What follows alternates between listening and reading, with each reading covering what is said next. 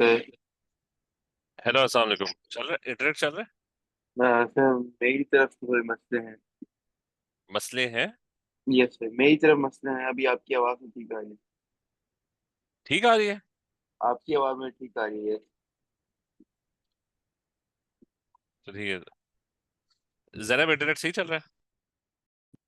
ये पहले तो वो just just a quick recap, ठीक है, of what we were up to, ठीक है। तो just one second.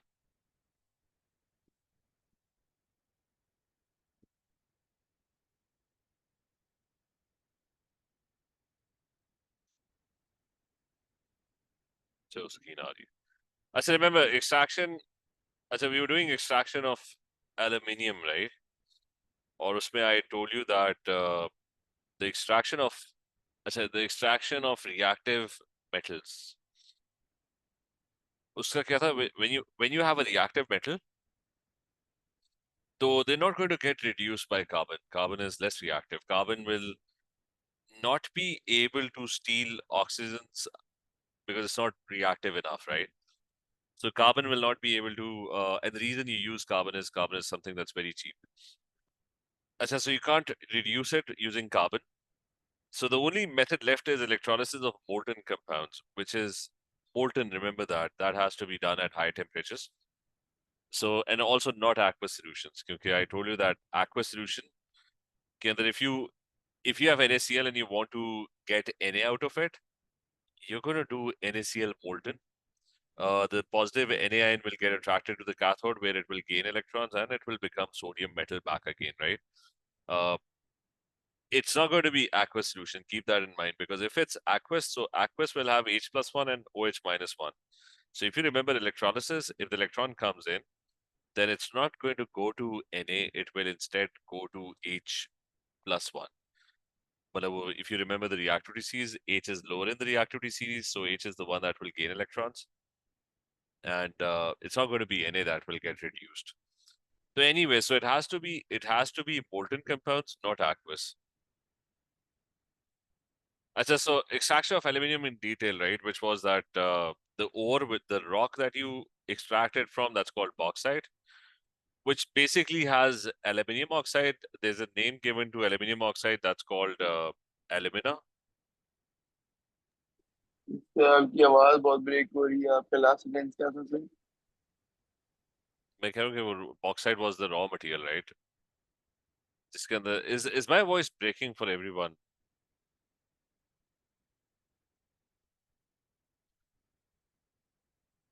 अच्छा, जरा आवाज आ रही है क्लियर अभी? Yes sir. अच्छा, bauxite was the rock which contained aluminium oxide. ठीक है, it contained aluminium oxide, which is also known as alumina, and it's got other impurities as well, like other metal oxides. ठीक है, plus it's a rock, so it's going to have sand and other stuff as well. So aluminium is the most, I told you, is the most abundant element in the Earth's crust. Sand by default contains silicon oxide. It's also got a lot of aluminium oxide. So pretty much any rock that you pick, it will have aluminium oxide in it. Okay, but bauxite has more of it. I think I showed you what bauxite looked like. Okay, it's a rock that's used for scrubbing. Okay, in a lot of homes. As the first step was purification of bauxite. You had to separate aluminium oxide out of it, and all the other metal oxides you need to get rid, right? So the best thing about aluminium oxide is that it's amphoteric. It's capable of reacting with both acids and bases, while other metal oxides, they normally tend to be just basic. So, so what you do is you dissolve bauxite in NaOH, which is a base. And since sir bauxite, वैसे how can we figure out कि like which oxide is amphoteric, basic और acidic? उसका था कि एक second,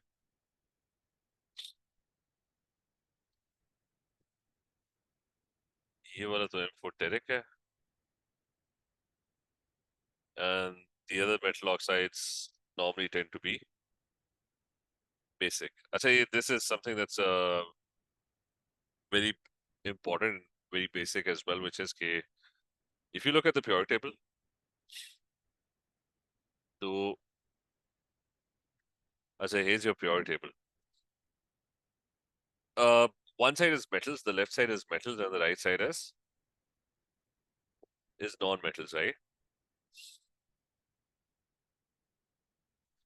Remember, metal oxides, they tend to be basic.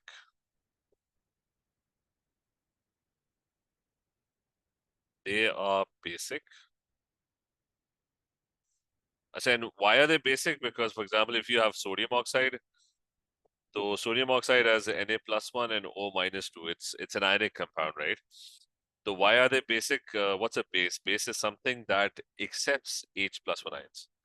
So if you have oxide ions, the H+1 are going to get attracted to it, and it will produce water, right? That's what a base does. Okay, water, it goes into the water and it accepts all the H+1 ions. That's what a base is. A base is a proton acceptor. It accepts all the H+1 ions. So metal oxides, they tend to be basic. Clear as Zarar, is this clear?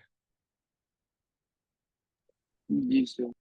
Or non-metal oxides, on the other hand, they tend to be acidic.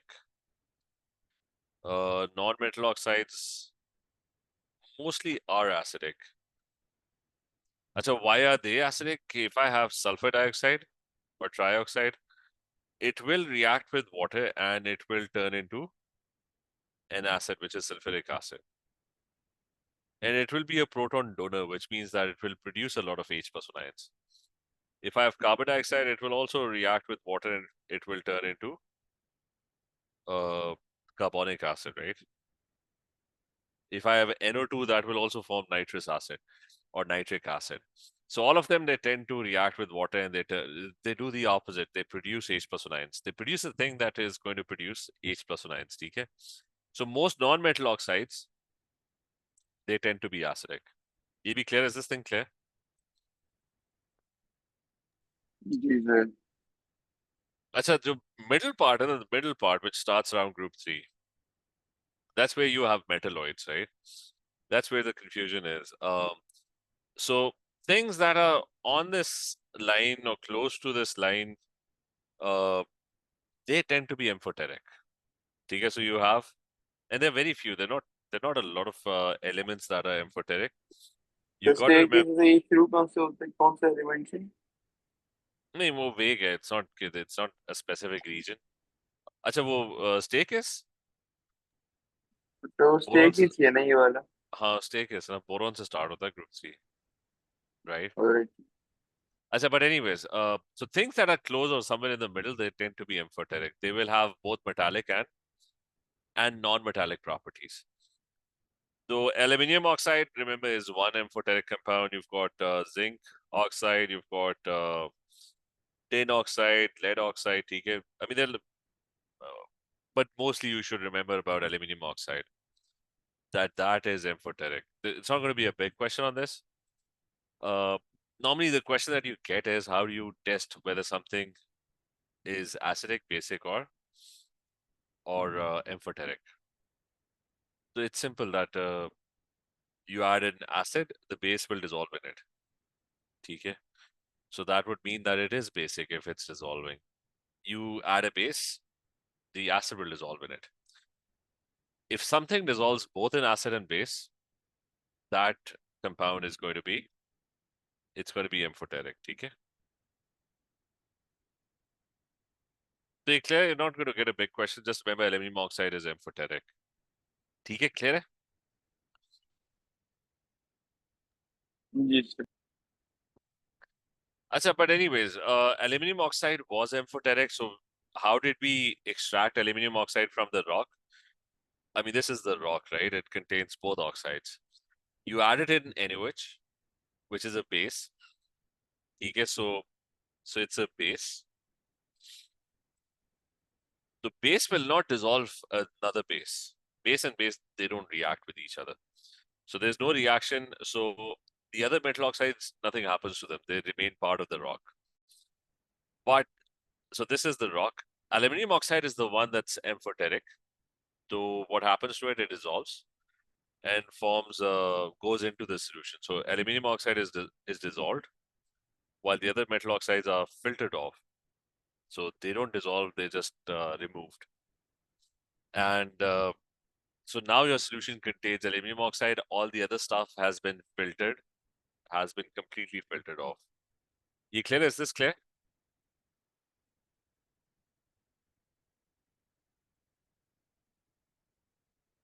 Clear? Taha, is this clear? Zainab, Peter. Yes, sir. Okay, we're just gonna.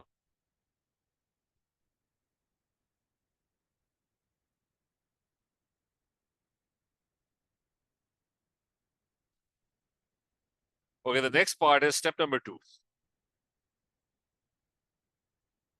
Step number 2 is electrolysis of pure alumina. Now you have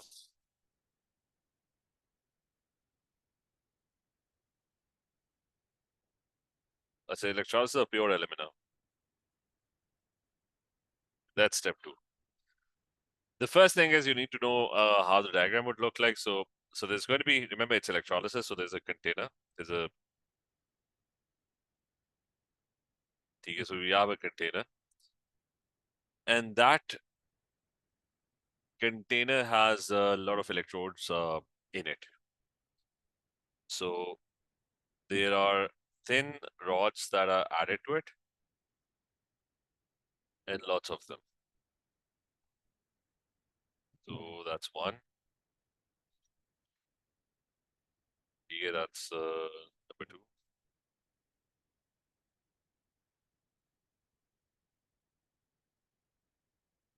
We'll just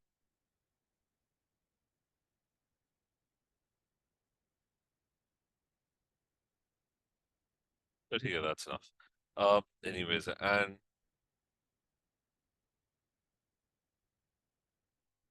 the container is going to have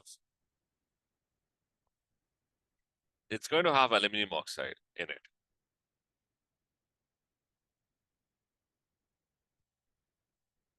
But for electrolysis to happen, this aluminum oxide is going to be molten. So it's going to be in liquid state, which normally happens at very high temperatures. So the temperature that's going to be over here is going to be 950 degree centigrade because you want the ions to move around. Okay, it has to be molten because otherwise electrolysis is not going to be possible. So you want free moving ions. I said then all of these electrodes are connected to the anode. So all of them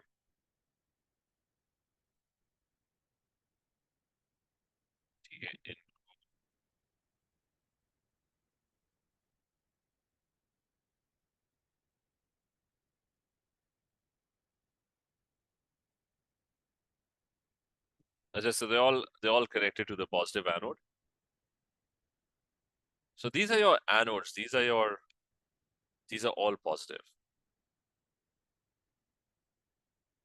Okay, so remember electrolysis, you have a positive electrode, and you also tend to have a negative electrode as well, which is going to be the container itself. You get a negative electrode. I said normally let's go. I mean that's obviously the positive anode. You put it over here. Normally in the diagram, when you draw the diagram, you're supposed to draw a battery as well, and they're going to be two terminals. Okay, so I said so your container यहाँ पे, and the other one that's this thing getting connected to the, so this is your positive and that's your negative, and you show that there's a battery over there. So there's going to be a huge current that's going to flow through it. This container is lined with graphite. So the graphite is carbon, so it's completely lined with graphite, so it's able to conduct electricity. So this is your negative cathode. And again, this is, remember, graphite is carbon. Make sure you remember that. Graphite lined container.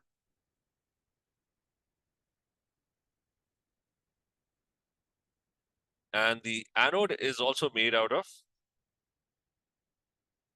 graphite. Okay. So you've got both these things, and the electrolysis is happening. The electrolysis is going to start. You're going to add a substance called cryolite into the solution, into the mixture.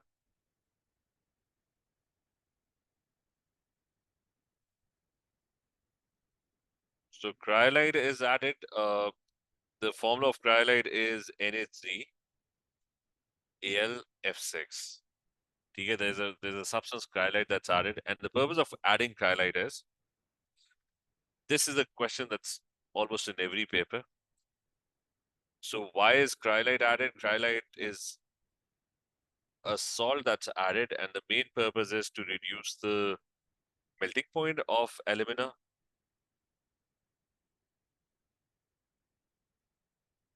So you don't need a very high temperature to melt it, because if alumina is not molten, the ions are not able to move around, electrolysis will not happen. It reduces melting point and helps in dissolving Al₂O₃ so that its ions can move around. Okay, so whenever you add some impurity to anything, its melting point changes. And that is exactly what cryolite does. So the advantage of adding cryolite is that it reduces economic cost.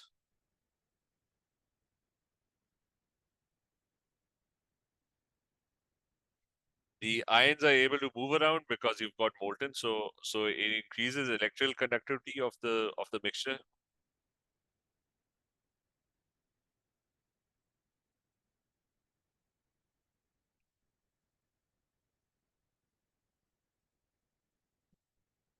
As ions, when they get molten, are able to move around.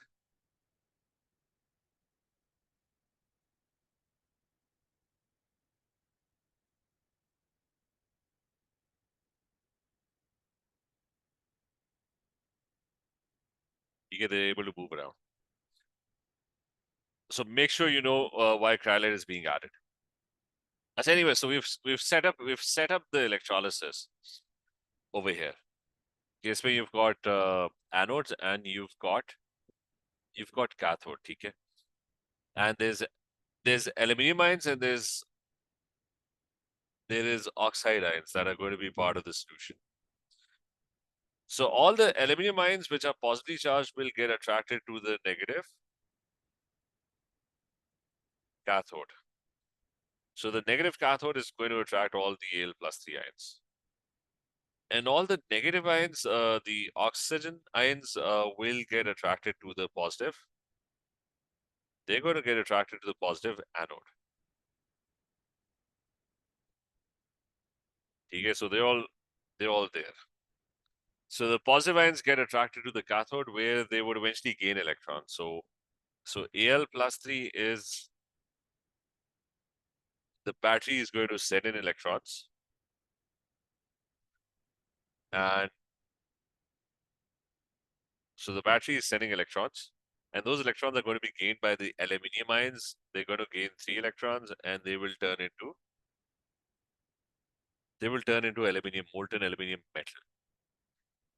Okay, so that is where aluminium is going to get produced at the cathode. And what happens to the oxygen ions? All the negative oxygen ions at the anode, the battery is trying to remove electrons. So the oxide ions are going to lose electrons, all of them. The positive anode it's going to pull or steal electrons out of them, right? So the reactions at anode would be that the oxygen, which is -2, it's diatomic, so I have to double it. They would lose electrons, so they'll become neutral, and the two oxygen atoms would be produced, and they'll form a diatomic oxygen gas molecule. Oxygen loses 2 electrons. If there are 2 of them, they're going to lose 4 electrons. So that's the reaction that's going to happen at the anode. And let me highlight these reactions. So at cathode, this is the reaction that's taking place, which is producing aluminium. And at your anode, this is the reaction that's happening, which is producing oxygen gas. Okay, that's going to form at the anode. Ye clear? Is this thing clear? Here, is this clear? Zainab, Taha, Zara, is this clear? Yes, sir. So those are your reactions. So just remember, this is the diagram. You've got anodes, you've got cathodes. There's aluminium oxide in the mixture. Okay, the negative ions, they all get attracted to the positive anode, where they all lose electrons. All of them are going to end up losing electrons. The battery is pulling electrons, and they'll form oxygen gas. Now, there's going to be subsequent reactions that are going to happen. As oxygen gas gets produced, you'll start noticing bubbles forming at the anode, and this is made out of graphite, which is carbon. So the graphite anode will catch fire and will start burning. So I'm going to add those reactions over here. So other reactions that happen at anode.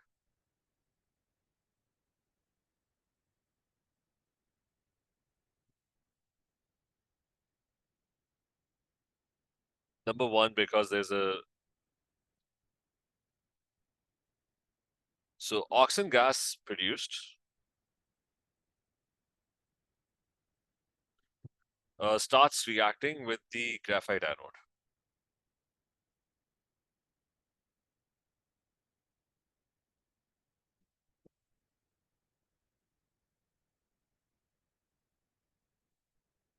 Which catches fire, which starts to burn.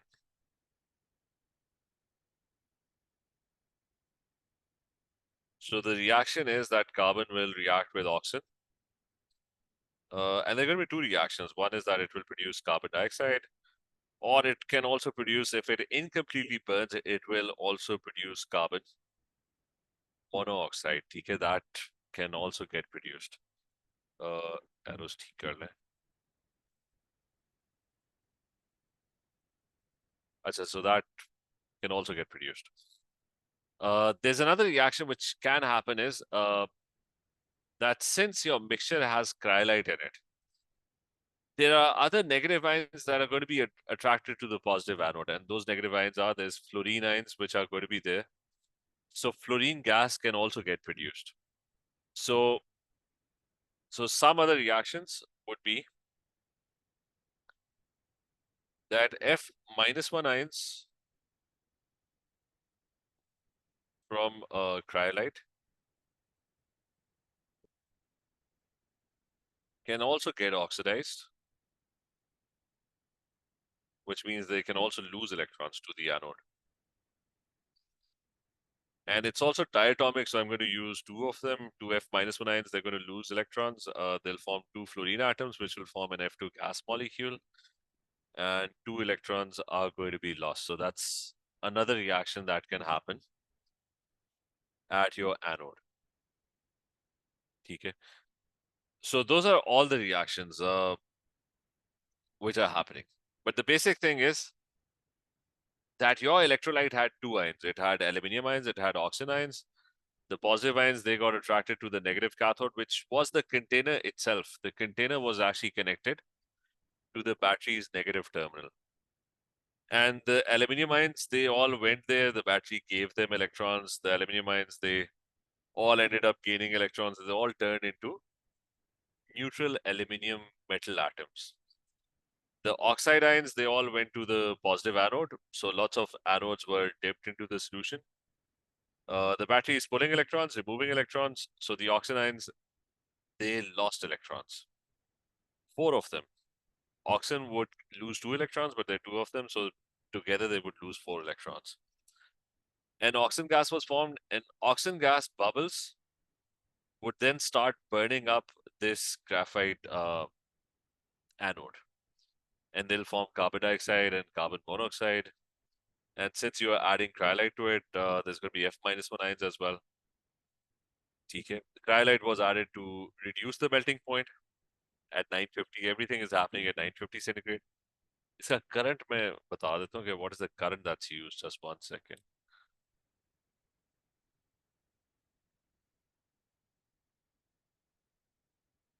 I mean the battery current. It's like huge. It's yeah 100,000 amperes. TK, which they'll probably not ask. But that's a lot of current.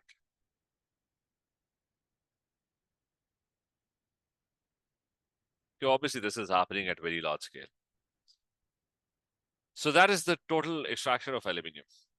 Now there's one thing that makes aluminium expensive compared to iron, and that is, I said aluminium used to be very, very expensive at one point. Aluminium was even more expensive than gold at a certain time, around a century ago, before electricity was cheaply available. So it depended a lot on electricity. So 100 years ago or 150 years ago, you were not able to extract aluminium because you didn't have electricity. So as electricity became cheaper, aluminium became cheaper as well. But the thing is, aluminium compounds were very, very abundant. Okay, so make sure you know this, that aluminium is more expensive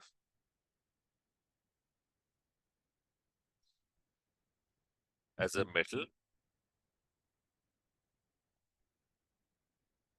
than iron,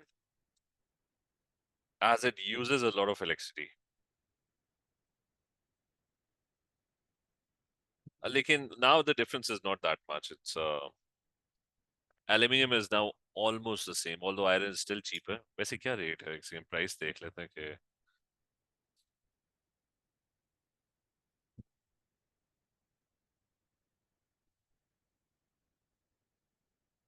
but there was a point when no, still it's a huge difference. Iron, iron ore, iron.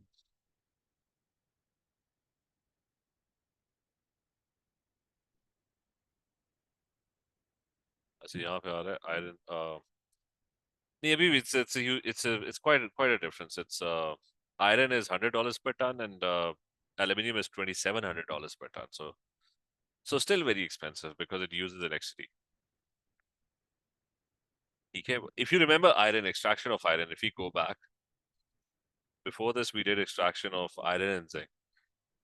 Extraction of iron was very cheap because all you needed was, but the smelting is done by even tribes as well. All you need is a furnace, and you just need very cheap raw materials. There's coke, which is coal basically. There's hematite, which is the rock, and there's limestone, that's chalk basically. You just mix them together, and that's it. You just start burning and you start pumping. Wo movies can, if you, I mean, you must have seen documentaries where they are pumping air from one side. See, that's all you got to do. So iron is like is easy to make. Aluminium not that easy to make. Okay. अच्छा, is this clear? Extraction of aluminium.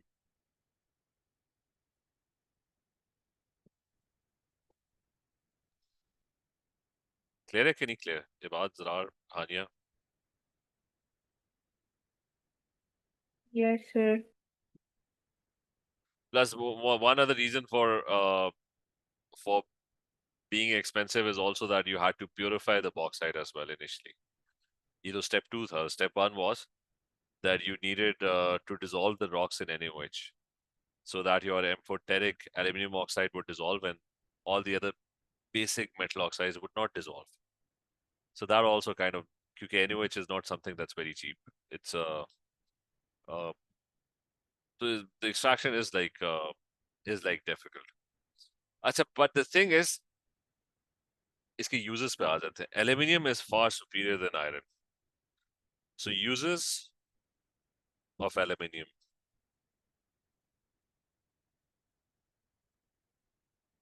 That's number one. Doesn't rust. Even though it's more reactive than iron.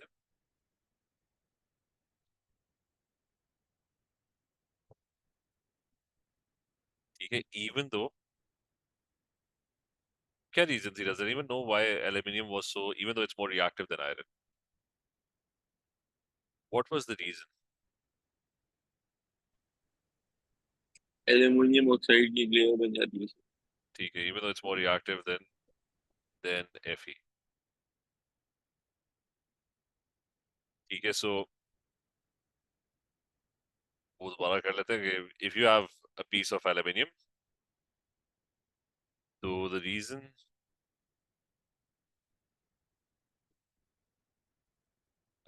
it won't rust is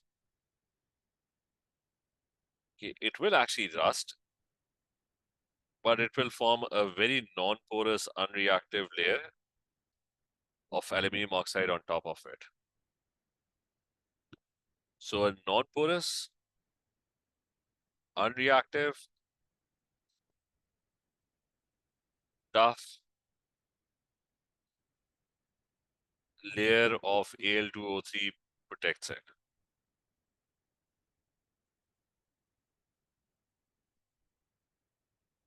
Okay, it protects it, and that's why it's not going to rust.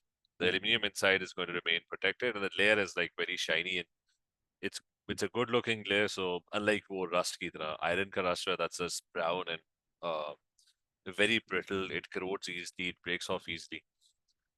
Achha, so uses. So the uses because of that would be that you use it for cooking utensils.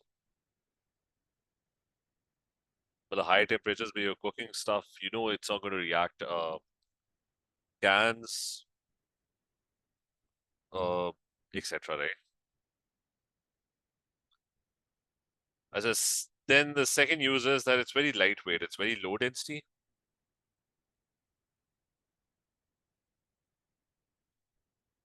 So which is why you make airplanes and car bodies out of it.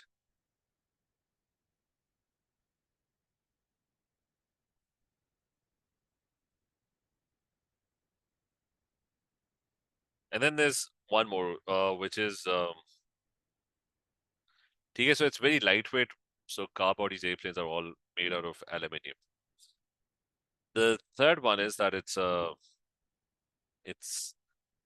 it's a very good electrical conductor.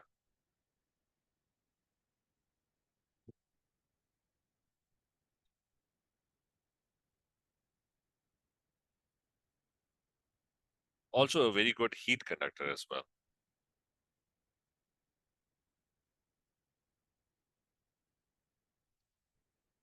It's an extremely good electrical conductor because all your high voltage transmission, the wires that you see outside, they're all made out of aluminium. And the reason is that if you look at the metallic lattice of aluminium, aluminium has 3 valence electrons and it's capable of losing those 3 valence electrons.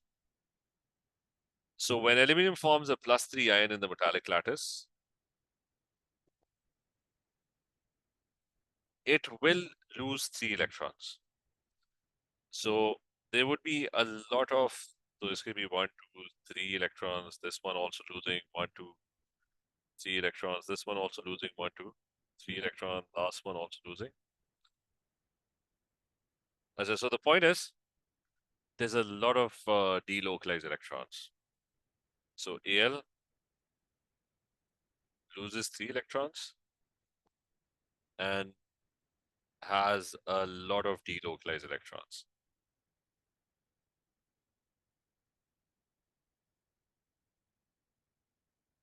Which can conduct electricity very well and very efficiently as well. So hence it's used in high voltage transmission.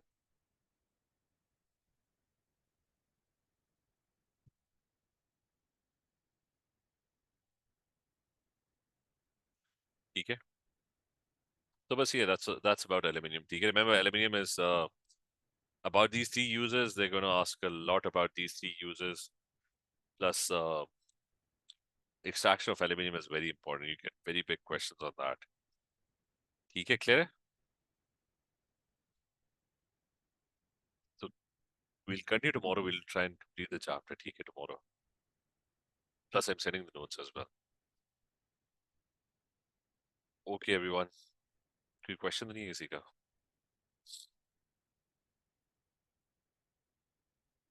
चले ठीक है. Let's continue tomorrow then. ठीक है. नमस्ते हाफिज. Sir.